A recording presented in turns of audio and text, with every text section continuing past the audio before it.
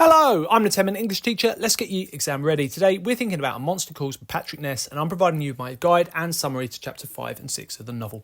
Before we get going, don't forget to like and subscribe. There are plenty of things on the channel to help you understand this novel and other novels you might be reading or studying. Okay, my guide to chapter 5 and 6 of the novel. In the top row, we have all of the key events that take place in chapter 5, and below it we've got all the key moments that take place in chapter 6. I'm going to walk you through these chapters now.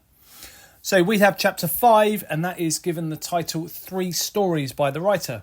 After doing the dishes before bed and hearing his mother throwing up whilst he lays awake, Connor looks out and sees the monster from his window looking back at him. The monster wants Connor to come outside to talk to him and tells Connor that he will eventually want something from him. Connor will want something from the monster. The monster apparently will not want anything from Connor.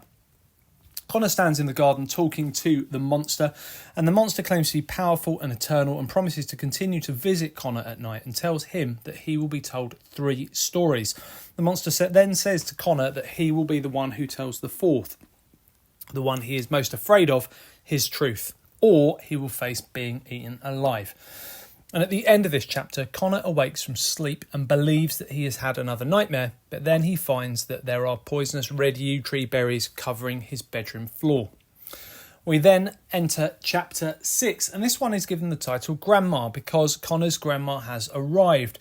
She is a very atypical grandmother. She has style and is still working. She has a career, and she's quite the opposite of other grandparents, including Lily's, who Connor compares her to. We then have Connor's grandmother, after pinching Connor's cheeks, making him a cup of tea while she suggests moving him to the independent school near where she lives.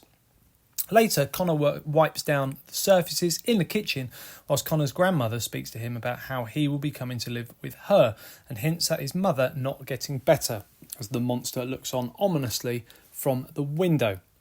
Connor tells Grandma that his mother will get better and that she will need to leave at some point.